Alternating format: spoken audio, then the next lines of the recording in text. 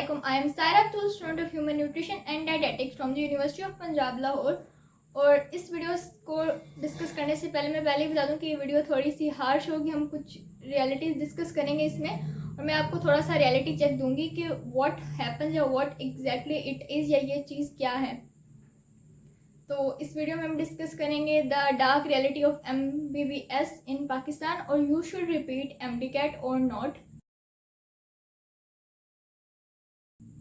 क्योंकि अभी अभी बहुत सारे स्टूडेंट्स अपना MDCAT दे के आए होंगे और बहुत सारे लोग उसको क्रैक नहीं कर पाए होंगे। बहुत सारे स्टूडेंट्स का ड्रीम शैटर हुआ होगा।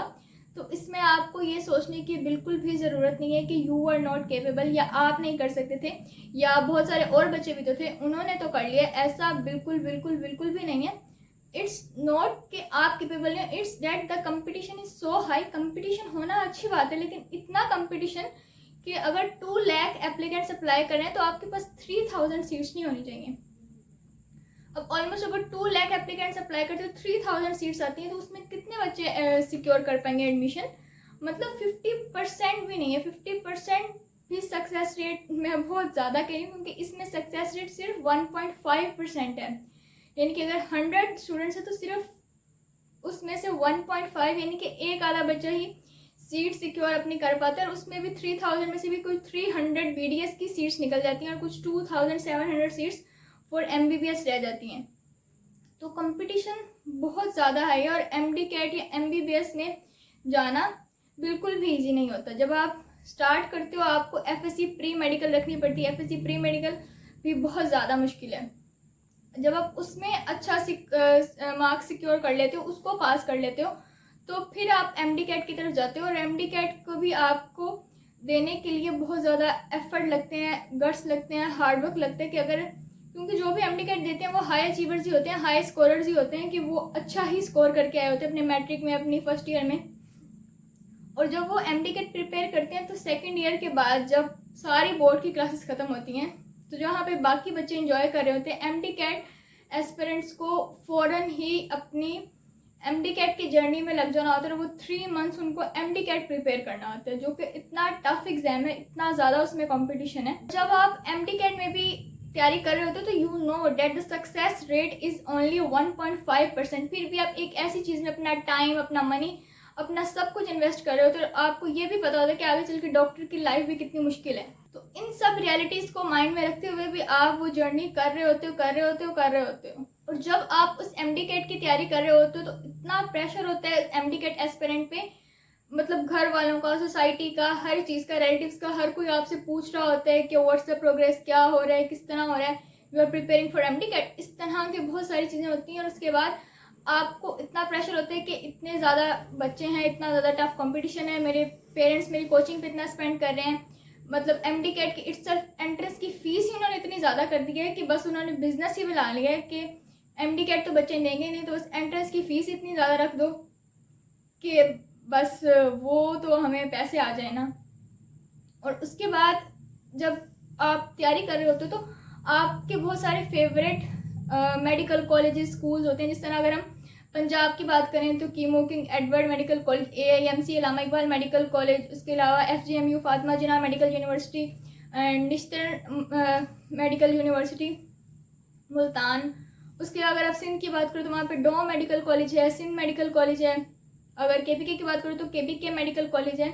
और बलूचिस्तान की बात करो तो जिस तरह बोलान मेडिकल कॉलेज, BMC, जो कि कोयटा में है। तो इस तरह के आपके फेवरेट इंस्टीट्यूट हो देते हैं। तो ये भी पेरेंट्स बहुत अपनी ईगो पे बात रखते हैं, और स्टूडेंट्स भी, कि हमारा किसी ऐसे मेडिकल कॉलेज में होना चाहिए कि जिसका नाम हो, जो माना, जिन पे वो भी प्रेशर होता है कि सीट सिक्योर करनी है, और किसी इस इंस्टीट्यूट में करनी है कि जहाँ पे आपका सक्सेस रेट इज़ ओनली 1.5%। आप उस चीज़ में इतनी मेहनत डाल रहे होते हो कि आपको पता है कि कॉन्सिक्वेंसेज या चांसेस बहुत ज़्यादा हैं कि आप शायद क्रैक ना कर पाओ, लेकिन फिर भी आप उस चीज़ में एफर्ट देते हो क्योंकि आपको उसमें आप उसके लिए पैशनेट होते हो, आपके पास उसके लिए पैशन होता है। तो यहाँ पे तो मैं यही कहना चाहूँगी कि जो लोग अभी MDCAT दे के आए हैं, आप लोग जो भी मेरी वीडियो देख रहे हो, उनका किसी न किसी तरह MDCAT से लिंक जो है, जो आपने वीडियो पे क्लिक किया कि आपने MDCAT या तो दिया, या तो आप क्रैक करके आ चुके हो, या फिर नहीं हुआ, या आप मेडिकल के स्टूडेंट तो एटलीस्ट हो क्या, अगर आप ये वीडियो देख रहे हो। तो मैं कहूँगी कि जो एमडीकेट क्रैक कर लेते हैं उनको मेरी तरफ से कॉन्ग्रेचुलेशन, और जिनमें से आप लोगों ने किया होगा तो very very congratulations to you guys, क्योंकि बिल्कुल आसान काम नहीं था। लेकिन जो लोग नहीं दे पाए और नहीं क्रैक कर पाए तो उनको मैं ज़्यादा कॉन्ग्रेट्स कहना चाहूँगी, और वो शायद इस चीज़ से बच गए हैं, तो वो हम डिस्कस करेंगे आगे।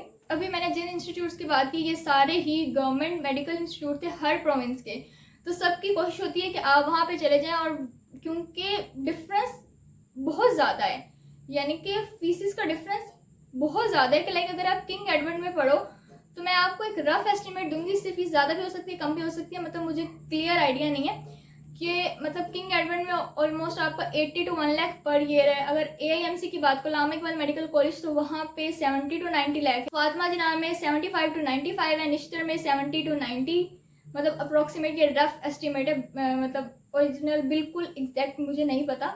लेकिन वही अगर आप इतना पर ईयर तक हो जाता है अगर आप गवर्नमेंट भी करो, लेकिन अगर वही आप चीज़ प्राइवेट करने जाते हो तो लाइक 12, 14, 18 लैक्स इतना सारा आराम से लग जाता है पर ईयर, जो कि बहुत बड़ा डिफरेंस है। तो सारे लोग ही स्ट्रगल कर रहे होते हैं कि वो गवर्नमेंट मेरिट पे आ जाएं, जो कि बहुत ज़्यादा मुश्किल होता है, और अपनी मतलब जो इतनी सारी फी उन्होंने स्पेंड करनी है वो उसको सेव कर सकें, लेकिन वो बहुत ज़्यादा मुश्किल हो जाता है। और उसके बाद यहाँ तक मैंने जो बातें की वो मेरे पर्सनल एक्सपीरियंस से भी थी, क्योंकि मैंने प्री मेडिकल ही रखा, आगे मैंने एमडीकेट दिया, उसके बाद मतलब मेरा एमडीकेट एज एन ऑप्शन था कि मतलब और भी मेडिकल फील्ड्स के लिए आपको एमडीकेट की वो पास होना लाइक ज़रूरत। लेकिन मैं एक ऑनलाइन जगह से प्रिपरेशन करी थी, वहाँ पे मैं ग्रुप्स में ऐड थी, तो मुझे बहुत ज़्यादा आइडिया था कि बच्चों पे क्या प्रेशर होता है। बच्चे मोस्टली रिपीटर्स थे, लाइक 85% रिपीटर्स होंगे और फ्रेशर सिर्फ 15% होंगे उस ग्रुप में, और ज़्यादा होता यही है कि फर्स्ट टाइम में क्लियर नहीं होता।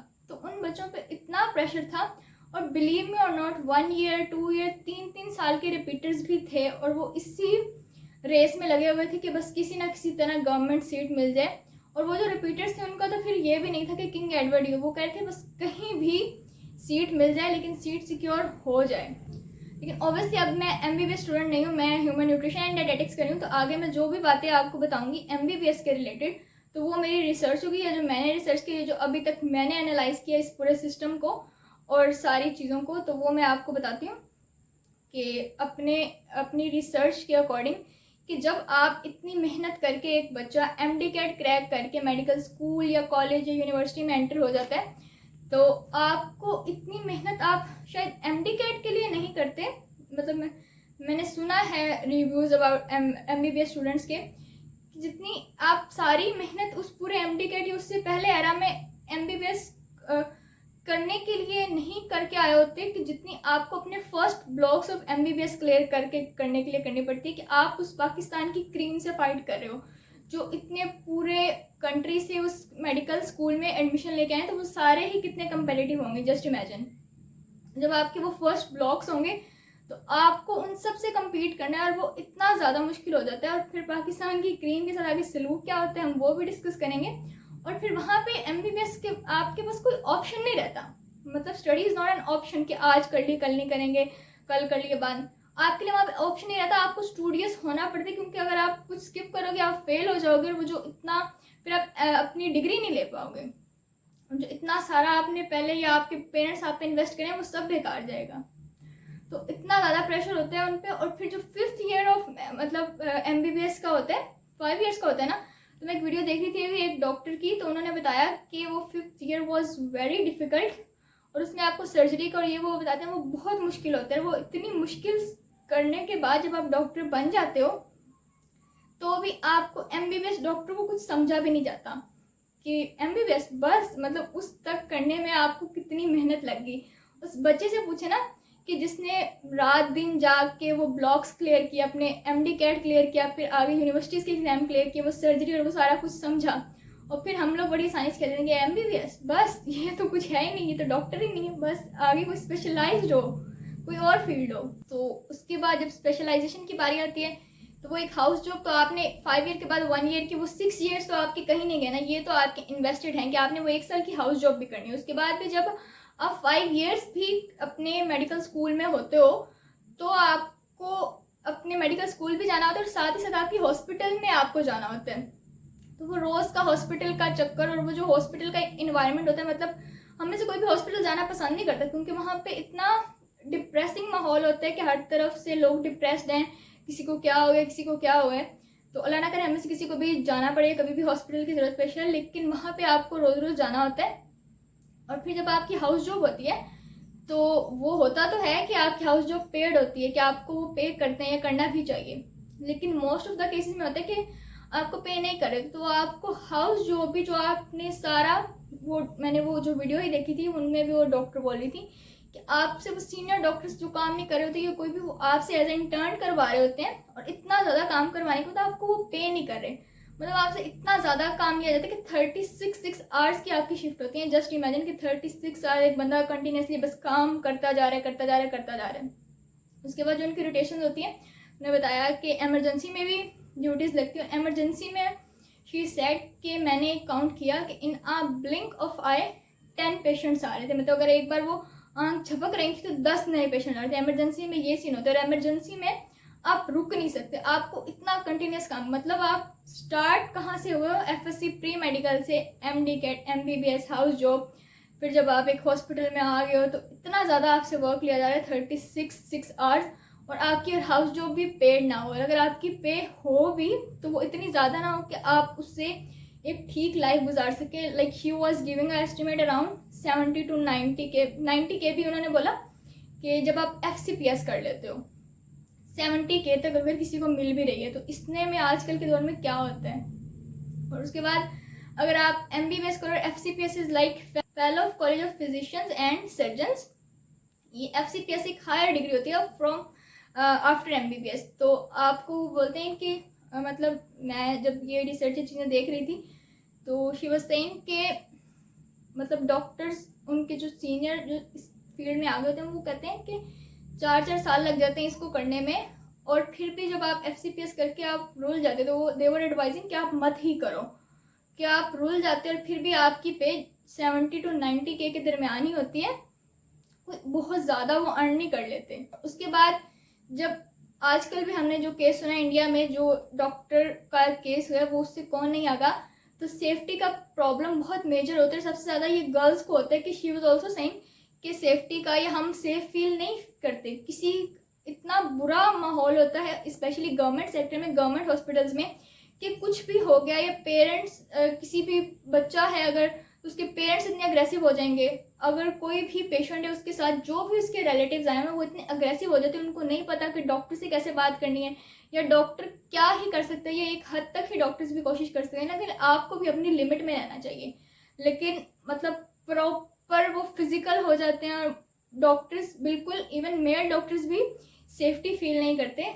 तो बिल्कुल सेफ्टी भी ज़्यादा नहीं दी जाती। प्राइवेट में फिर बेहतर लोग होते हैं, माहौल होता है, लेकिन गवर्नमेंट सेक्टर में बिल्कुल इस तरह नहीं होता। और फिर जो हमने डॉक्टर्स की लाइफ एक ग्लैमराइज की हुई है कि एक बार MBBS कर लो फिर तो पैसा ही है, बस पैसे की मशीन आपने बन जाना है।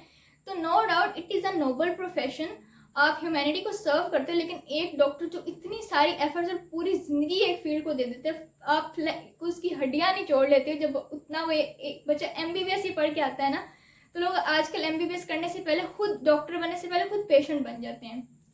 तो वो डिज़र्व भी तो वही करता है ना कि पाकिस्तान में उतनी सीट्स हों, उतनी अपॉर्चुनिटीज़ हों।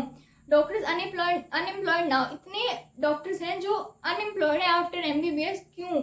मतलब उन्होंने इतना अपनी डिग्री पे स्पेंड किया, MBBS जैसी फील्ड को क्लियर किया अनएम्प्लॉयड होने के लिए नहीं। मतलब पाकिस्तान में ज़्यादा अपॉर्चुनिटीज़ हैं ही नहीं किसी भी चीज़ के लिए। तो सीट्स नहीं है, वो अनएम्प्लॉयड हैं, उनको प्रैक्टिस करने के लिए कुछ नहीं मिल रहा। हाउस जॉब्स मतलब वो आपको खुद कह के रेफरेंस से लगवानी पड़ती है, वो पेड नहीं होती फिर। तो जो एक डॉक्टर इतना सब कुछ कर रहा है तो उसको इन रिवॉर्ड भी तो कुछ मिलना चाहिए। फिर जब पाकिस्तान के इस तरह के हालात डॉक्टर्स देखते हैं या कोई भी बंदा देखते हैं तो वो फिर कहते हैं कि हम बाहर चले जाते हैं। और approximately like 1000 doctors every year annually वो पाकिस्तान लीव कर रहे हैं। और उसके लिए भी या फिर आप तभी लीव कर सकते हैं जब आपको काफ़ी फंड्स चाहिए। तो ये सब चीज़ें मुझे भी, जब मैं इन चीज़ों के बारे में देख रही थी और MD कैट कितनी हाइप, तो मैंने MD कैट की वीडियोज़ भी बनाई हैं। लेकिन उसके बाद भी आप लोगों को एक रियलिटी चेक देना ज़रूरी था कि जो लोग MD कैट क्रैक कर चुके हैं वो भी इस चीज़ को माइंड में रखें, और जो लोग नहीं कर पाए वो भी देखें कि रिपीट करना या MD CAT is not the only field, आप बहुत सारी और फील्ड्स में जा सकते हो, तो आप उनको भी कंसीडर करो जिसमें आप अपना फ्यूचर बना सकते हो। और अगर अपॉर्चुनिटीज़ की बात की जाए तो कोई भी फील्ड आपको 100% श्योरिटी नहीं देती कि ये कर लिया तो सब सेट है, क्योंकि पाकिस्तान में हर चीज़ की ही कमी है।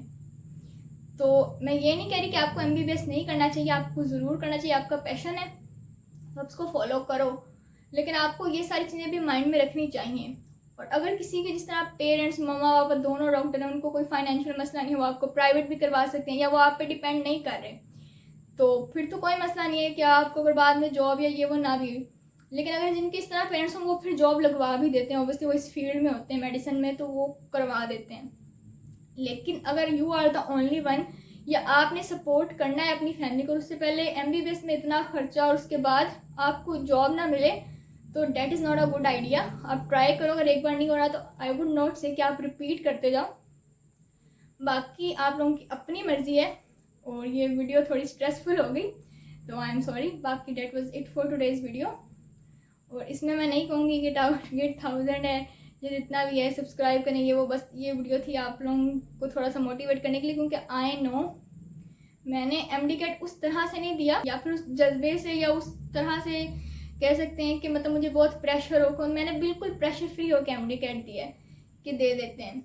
लेकिन मैंने वो प्रेशर देखा है और मैंने वो देख के महसूस किया है कि बच्चे क्या फील करते हैं। तो आप लोगों को थोड़ा मोटिवेट करने के लिए या थोड़ा रियलिटी चेक देने के लिए, थोड़ा बताने के लिए कि इस तरह होता है, तो आप लोग टेंशन ना लें, कोई बात नहीं, और अगली दूसरी फील्ड्स को भी एक्सप्लोर करें। और बाकी अपना ख्याल रखें। Thank you so much. अल्लाह हाफिज़।